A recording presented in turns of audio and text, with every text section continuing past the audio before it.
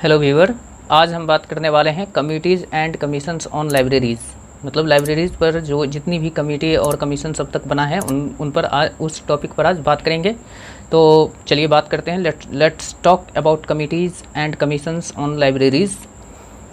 तो इसमें इंडिया में पहला जो कमीशन बना था वो था रीचे कमीशन। इसको रीचे कमीशन 1926 में सेटअप किया गया था गवर्नमेंट ऑफ इंडिया के द्वारा 1926 में। ठीक है, ये इसको रीचे कमीशन को जो सेटअप किया गया था ये भारत का पहला जो है लाइब्रेरी से संबंधित कमेटी समझा जाता है। ठीक है, तो ये हो गया रीचे कमीशन। रीचे कमीशन 1926 में ये इसको सेटअप किया गया था। किसने किया था? तो गवर्नमेंट ऑफ इंडिया ने, भारत सरकार ने 1926 में रीचे कमीशन को सेटअप किया। इसके जो चेयरमैन थे वो J.A. रीचे थे। ठीक है, इसलिए इसका नाम रीचे कमीशन पड़ा। ठीक है, अब जो है कोई कमेटी या कमीशन बनता है तो वो अपना रिकमेंडेशन गवर्नमेंट को, जिसके थ्रू सेटअप किया जाता है, उनको अपना रिकमेंडेशन सौंपता है, रिपोर्ट सौंपता है। ठीक है ना। तो अब देखेंगे रीचे कमीशन का क्या रिकमेंडेशन था। उन रीचे कमीशन ने किस बात को कहा था अपनी रिपोर्ट में, क्या करने के लिए कहा गया था, तो वही रिकमेंडेशन कहलाता है। ठीक है, तो रिकमेंडेशन की जब हम बात करेंगे तो यहाँ पर रीचे कमीशन ने कहा, सजेशन किया था, रिकमेंड किया था भारत सरकार को कि जो इंपीरियल लाइब्रेरी है उसको कॉपीराइट डिपोजिटरी लाइब्रेरी डिक्लेयर कर देना चाहिए। यानी कि जो इंपीरियल लाइब्रेरी जो है उसको कॉपीराइट डिपोजिटरी लाइब्रेरी जो है घोषित कर दिया जाना चाहिए। ये रिकमेंडेशन था रीचे कमीशन का। अब जो है नेक्स्ट पर चलते हैं। अब हम बात करते हैं सेकेंड कमेटी की, जिसका नाम था लाइब्रेरी डेवलपमेंट कमेटी।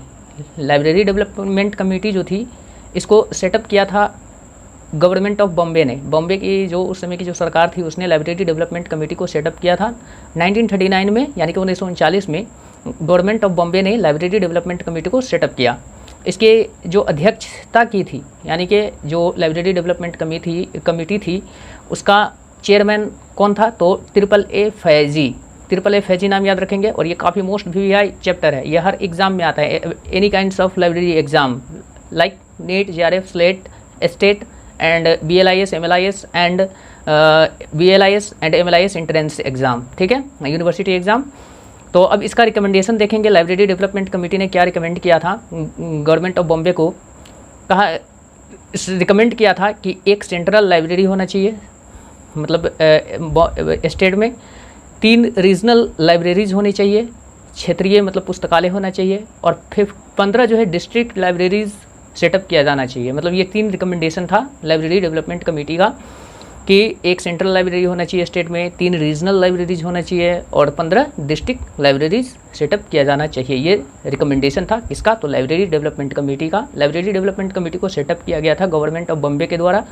किस ईयर में? तो 1939 में, 1939 में। ठीक है, अब चलेंगे हम थर्ड कमेटी और कमीशंस पे। चलिए अब हम बात करते हैं थर्ड जो कमीशन था उसका नाम था university education commission. University education commission, जिसको यूनिवर्सिटी एजुकेशन कमीशन को सेटअप किया था 1948 में, 1948 में गवर्नमेंट ऑफ इंडिया ने, भारत सरकार ने 1948 में यूनिवर्सिटी एजुकेशन कमीशन को क्या किया था? तो एस्टेब्लिश किया था। ठीक है, किसकी अध्यक्षता में? चेयरमैनशिप कौन थे? तो चेयरमैन जो थे वो डॉक्टर S. राधाकृष्णन थे। कौन थे? यूनिवर्सिटी एजुकेशन कमीशन जिसको सेटअप किया था गवर्नमेंट ऑफ इंडिया ने 1948 में, उसके चेयरमैन डॉक्टर S. राधाकृष्णन थे।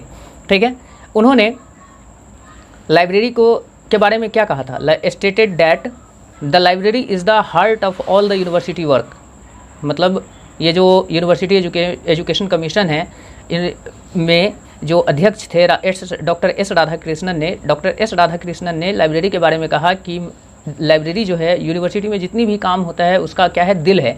यानी कि the library is the heart of all the university work. ये काफ़ी इंपॉर्टेंट है। ठीक है, ये जितनी भी कमीशंस कमेटी का ये जो टॉपिक हम डिस्कस कर रहे हैं ये बहुत ही VVI है। ठीक है, एक एक चीज़ को, एक एक बात को माइंड में सेटअप करना है 2 से 3 बार, 5 टाइम्स तक। मतलब सिर्फ अगर देखते भी रहेंगे तो ये माइंड में सेटअप हो जाएगा सारा का सारा। ठीक है, अब है कि यूनिवर्सिटी एजुकेशन कमीशन जिसके अध्यक्ष डॉक्टर S. राधाकृष्णन थे, इन्होंने क्या रिकमेंडेशन दिया था या सजेशन दिया था भारत सरकार को? तो इसमें पहला है कि 6.25% of total budget of the university, मतलब लाइब्रेरी पर कितना परसेंट खर्च किया जाना चाहिए टोटल बजट ऑफ यूनिवर्सिटी का, यानी कि यूनिवर्सिटी का जो बजट है उसका कितना परसेंट लाइब्रेरी पर खर्च किया जाना चाहिए, तो वो 6.25% रिकमेंड किए थे। ठीक है, 6.25% रिकमेंड किए थे कि लाइब्रेरी यूनिवर्सिटी जो बजट है उसका 6.25% बजट स्पेंड करना किया जाना चाहिए लाइब्रेरी पर। ठीक है, अब चलिए अब सेकेंड देखते हैं। या ठीक है, 40 रुपया प्रत्येक स्टूडेंट पर खर्च किया जाना चाहिए। ठीक है, और तीसरा जो रिकमेंड किए थे वो था non recurring grants once in 5 year, मतलब 5 वर्षों के लिए नॉन रिकरिंग ग्रांट्स को रिकमेंड किया था। नॉन रिकरिंग ग्रांट ऐसा ग्रांट होता है, इससे भी क्वेश्चन आ चुका है। ठीक है ना, जब हम बजट पढ़ाएंगे उसमें अच्छे से इसको एक्सप्लेन करेंगे। नॉन रिकरिंग ग्रांट ऐसा ग्रांट होता है जो कि किसी स्पेसिफिक वर्क के लिए लाइब्रेरी में दिया जाता है, जैसे कि मतलब building equipment, tools, library building हो गया, इक्विपमेंट हो गया, टूल्स हो गया, फर्नीचर हो गया। ये हर साल तो ख़राब होता नहीं है, तो 2 साल 3 साल 4 साल 5 साल इस तरीके से इसमें मतलब रिफर्बिश्ड किया जाता है, उस समय नॉन रिकरिंग ग्रांट्स की ज़रूरत होती है। ठीक है, तो इसको हम अच्छे से डिटेल करेंगे बजट में। ठीक है, budgeting method, budgeting techniques, types of budget, इसको नेक्स्ट चैप्टर में जब बनाएंगे हम तो उसमें डिस्कस कर देंगे। अभी फ़िलहाल इतना ही। तो एक बार फिर से रिकैप कर लेते हैं। Recommendation of university education commission, जिसको चेयर किया गया था, अध्यक्षता की थी किसने? डॉक्टर एस राधाकृष्णन ने। पहला रिकमेंडेशन था कि जो यूनिवर्सिटी बजट है उसका 6.25% जो है लाइब्रेरी पर खर्च किया जाना चाहिए, या प्रत्येक स्टूडेंट पर 40 रुपया खर्च किया जाना चाहिए। ठीक है, तीसरा जो रिकमेंडेशन था वो क्या था? तो नॉन रिकरिंग ग्रांट्स। ठीक है, नॉन रिकरिंग ग्रांट्स जो कि 5 वर्षों के लिए एक बार दिया जाना चाहिए। ठीक है, अब नेक्स्ट बात करते हैं, चौथे कमेटी की बात करते हैं। चौथा जो कमेटी था, फोर्थ कमेटी नंबर, तो वो था UGC library committee. UGC library committee को सेटअप किया गया था 1957 में। कितने में? 1957 में। ये रहा 1957 में जो है इसको रिकमेंड किया गया था। ये जो है जाना जाता है पॉपुलरली किसके नाम से? तो रंगनाथन कमेटी।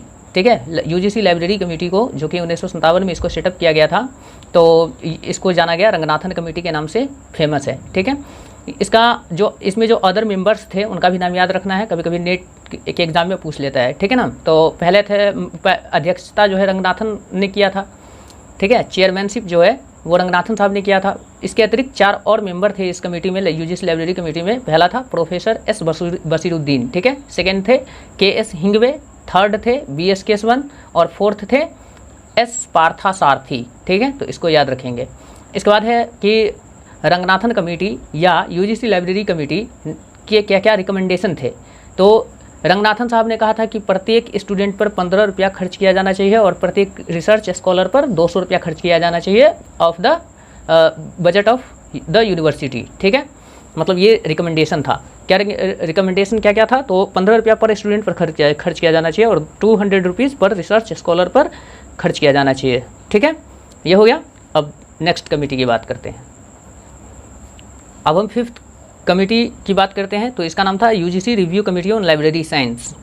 ठीक है, पूरा नाम याद रखेंगे, UGC review committee on library science. ठीक है, इसको सेटअप किया गया था 1961 में। 1961 में इसका गठन किया गया था। UGC review committee on library science का गठन जो है 1961 में किया गया था।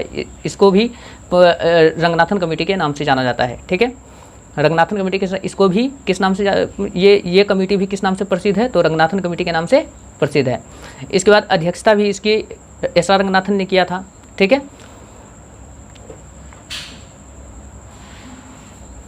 अब जो है ये रिव्यू कमेटी जो था, UGC review committee on library science, इसने जो अपना रिपोर्ट प्रस्तुत किया था, ये रिपोर्ट, ठीक है ना, इसके रिपोर्ट का नाम क्या था? मतलब UGC review committee on library science के रिपोर्ट का टाइटल क्या था? ठीक है, इस तरह से क्वेश्चन पूछता है कि टाइटल क्या था। तो टाइटल हम याद रखेंगे, the first exhaustive document on library education in India. ये UGC review committee on library science के का जो रिपोर्ट था उसका टाइटल था the first exhaustive document on library education in India. ये रिपोर्ट प्रकाशित कब हुआ था? तो 1965 में इसको यूजीसी ने पब्लिश किया था। 1965 में यूजीसी ने UGC review committee on library science की रिपोर्ट को प्रकाशित किया था। रिपोर्ट का नाम था the first exhaustive document on library education in India. ठीक है,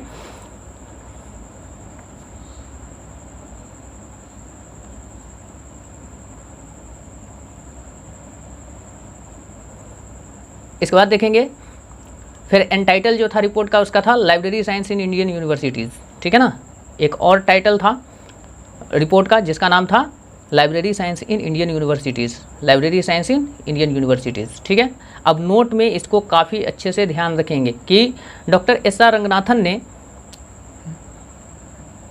खर्च के बारे में कहा था कि university library budget on books and their reading material should be 40%, मतलब जो यूनिवर्सिटी लाइब्रेरी बजट है उसका 40% जो है लाइब्रेरी में जो पुस्तक है और रीडिंग मटेरियल है उन पर खर्च किया जाना चाहिए, यानी कि 40% एक्सपेंडिचर होना चाहिए जो लाइब्रेरी में पुस्तकालय में पुस्तक और पढ़ने वाली जो मटेरियल है उन पर 40% यूनिवर्सिटी लाइब्रेरी बजट का खर्च किया जाना चाहिए। ये क्या था, तो ये भी एक रिकमेंडेशन था डॉक्टर एस.आर. रंगनाथन का, इसको याद रखेंगे 40%, ठीक है। चलिए नेक्स्ट कमेटी की बात करते हैं अब। चलिए ये जो है अब नेक्स्ट जो है स्टार से मार्क किया हुआ है MSD5 कमेटी, इसका नेम ही है शॉर्ट फॉर्म में MSD5 कमेटी, ठीक है। ये किसके लिए बनाया गया था या इसका गठन जो किसके लिए किया गया था, या MSD5 कमेटी जो है ये किसके लिए रेस्पॉन्सिबल है, यानी कि जिम्मेदार है कौन से ऐसे कार्य काम करने के लिए, ठीक है। तो ये रेस्पॉन्सिबल है Indian standard related to libraries, library से रिलेटेड इंडियन स्टैंडर्ड जो है उसके लिए ये रिस्पॉन्सिबल है, ठीक है ना। MSD5 committee documentation and information centres, मतलब लाइब्रेरी से रिलेटेड स्टैंडर्ड हो गया, डॉक्यूमेंटेशन से रिलेटेड स्टैंडर्ड हो गया एंड इंफॉर्मेशन सेंटर से रिलेटेड जो है स्टैंडर्ड से के लिए ये रिस्पॉन्सिबल है MSD5 कमेटी, ठीक है। ये नेट में आ चुका है और लाइब्रेरी एग्जाम में भी आ चुका है, ठीक है। इसके बाद हम बात करते हैं, यहीं पर बात कर लेते हैं एक छोटा सा मतलब टॉपिक है BIS, bureau of Indian standard. Bureau of Indian standard का BIS का जो है शॉर्टेंड फॉर्म है ब्यूरो ऑफ इंडियन स्टैंडर्ड्स का, ठीक है।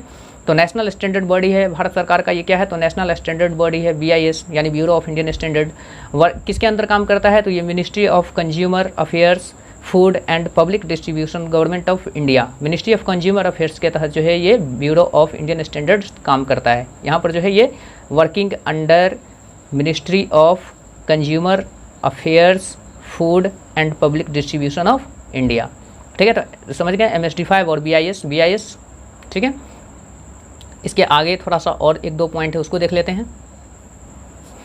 चलिए बात करते हैं अब हम established bureau of Indian standard, जिसकी स्थापना जो हुई थी bureau of Indian standard act 1986 के तहत, 1986 के तहत जो है bureau of Indian standard act 1986 के तहत BIS यानी कि फुल फॉर्म होता है ब्यूरो ऑफ इंडियन स्टैंडर्ड की स्थापना की गई थी। अब यहाँ पर हम बात करेंगे इंडियन स्टैंडर्ड की, एक छोटा सा टॉपिक है, इसको भी माइंड में रखेंगे कि इंडियन स्टैंडर्ड यानी कि IS 15/339/2003 का संबंध जो है किससे है, तो ये पब्लिक लाइब्रेरी गाइडलाइन से रिलेटेड है, यानी कि IS Indian standard full form हो गया 15/339/2003। इसमें 2003 का मतलब होता है कि ये 15/339 IS जो है इंडियन स्टैंडर्ड 15/339 जो है ये जो 2003 में आया था या फंक्शनिंग करना शुरू हुआ था, ठीक है। तो ये पब्लिक लाइब्रेरी गाइडलाइन से रिलेटेड है, ठीक है। अब नेक्स्ट कमीशन या और कमेटी की बात करते हैं। 6th में है working group on libraries. Working group on libraries को जो सेटअप किया गया था 1964 में किया गया था, ये रहा 1964 वर्किंग ग्रुप ऑन लाइब्रेरीज़ को सेटअप जो किया गया था 1964 में, ठीक है। इसके जो चेयरमैन थे वो VK.R.B. राव थे। कौन थे, वर्किंग ग्रुप ऑन लाइब्रेरीज जिसको सेटअप किया गया था 1964 में, उसके चेयरमैनशिप वो थे VK.R.B. राव, ठीक है। और इसको सेटअप किसने किया था तो ये भी पूछ लेता है, यानी कि जितना भी पॉइंट हमने एक्सप्लेन किया है इसके अंदर वो किसी न किसी फॉर्म में किसी न किसी लैंग्वेज में घुमा करके क्वेश्चन पूछा जा चुका है। तो वर्किंग ग्रुप ऑन लाइब्रेरीज को सेटअप किसने किया था, तो प्लानिंग कमीशन ने 1964 में किया था, प्लानिंग कमीशन ने, ठीक है। अध्यक्षता किसने की थी, तो VK.R.B. राव ने, ठीक है। अब 7th ले लेते हैं, मतलब एडवाइजरी कमेटी फॉर लाइब्रेरीज, ये है advisory committee for libraries. 7th number में जो है ये एडवाइजरी कमेटी फॉर लाइब्रेरीज है। इसको सेटअप किया गया था, गवर्नमेंट ऑफ इंडिया ने इसको सेटअप किया था। इस कमेटी ने मतलब the advisory committee for libraries ने पब्लिक लाइब्रेरीज को का जो है वर्णन किया है, किसके रूप में वर्णन किया है, तो स्टैग्नेटिंग पूल्स ऑफ बुक्स, ठीक है। पब्लिक लाइब्रेरीज को the advisory committee for libraries ने किस रूप में परिभाषित किया है या डिस्क्राइब किया है या वर्णन किया है, तो स्टैग्नेटिंग पूल्स ऑफ बुक्स के रूप में इसको डिफाइन किया है, डिस्क्राइब किया है, ठीक है। तो इसमें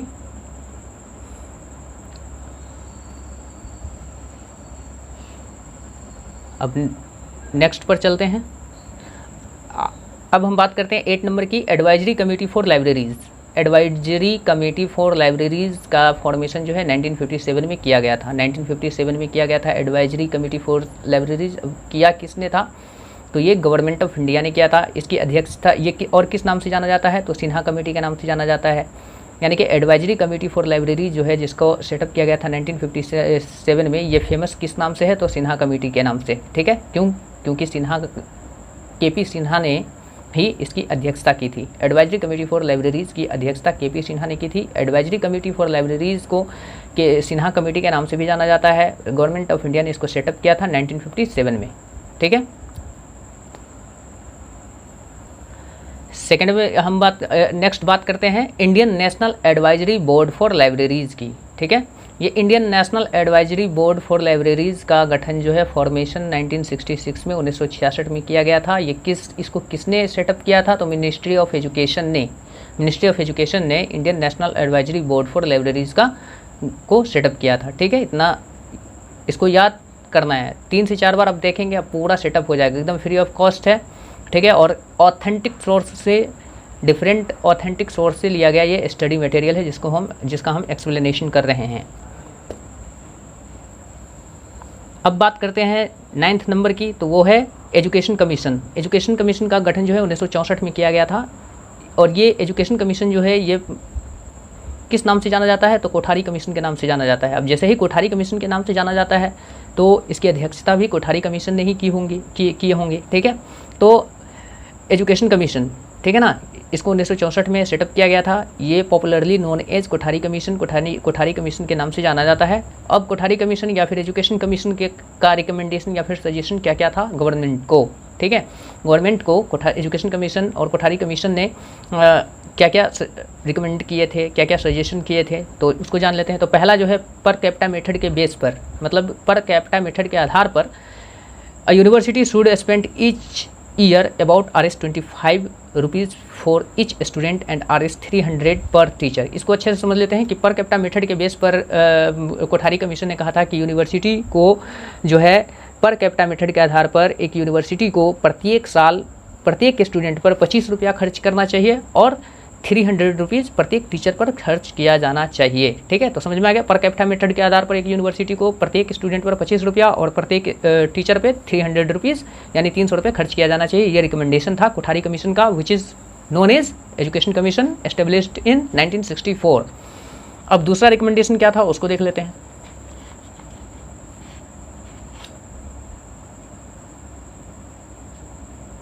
चलिए, सेकेंड रिकमेंडेशन था कोठारी कमीशन का कि प्रोपोर्शनल मेथड के बेस पर के आधार पर 6.5% ऑफ एजुकेशनल बजट, जो यूनिवर्सिटी का एजुकेशनल बजट है या यूनिवर्सिटी बजट है, उसका 6.5% यानी 6.5% जो है लाइब्रेरी पर खर्च किया जाना चाहिए। ये जो है इसमें कोठारी कमीशन ने कहा था कि ये जो 6.5% है ये बढ़ भी सकता है, यानी कि मैक्सिमम हम 10% तक खर्च किया जाना चाहिए। 6.5% टू 10%। ये 10% वाला क्वेश्चन जो है आ चुका है कि मतलब किस कमेटी ने 10% जो है रिकमेंड किया था लाइब्रेरीज पर खर्च किया जाना चाहिए 10% ऑफ टोटल यूनिवर्सिटी बजट। ठीक है, तो प्रोपोर्शनल मेथड के बेस पर कोठारी कमीशन ने ये सजेस्ट किया था सरकार को कि 6.5% ऑफ एजुकेशनल बजट का 6.5% लाइब्रेरीज पर खर्च किया जाना चाहिए, और ये इट मे बी 6.5% टू 10% और 10% तक भी हो सकता है। ठीक है, तो अब दोस्त हम बात करते हैं, मतलब ये जो है 18 कमीशंस हैं, इसमें कहीं कहीं पर जो इंपॉर्टेंट पॉइंट हैं उनको भी एक्सप्लेनेशन किया गया है। ठीक है, तो इसका नेक्स्ट पार्ट, सेकेंड पार्ट जो है कल अपलोड होगा, तो आप लोग इसको ज़रूर डिस्क्रिप्शन में बॉक्स में लिंक दे दिया जाएगा, उनको आप लोग ज़रूर देखेंगे।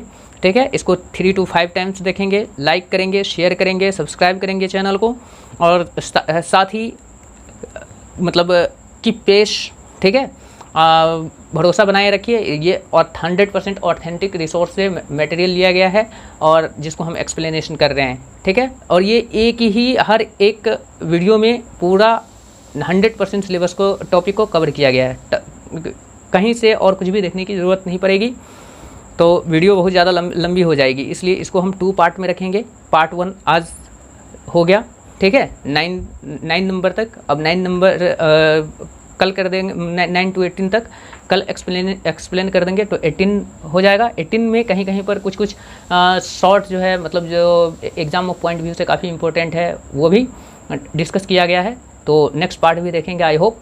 तो जम करके मेहनत कीजिए और लाइक, सब्सक्राइब, शेयर चैनल को ज़रूर कीजिए।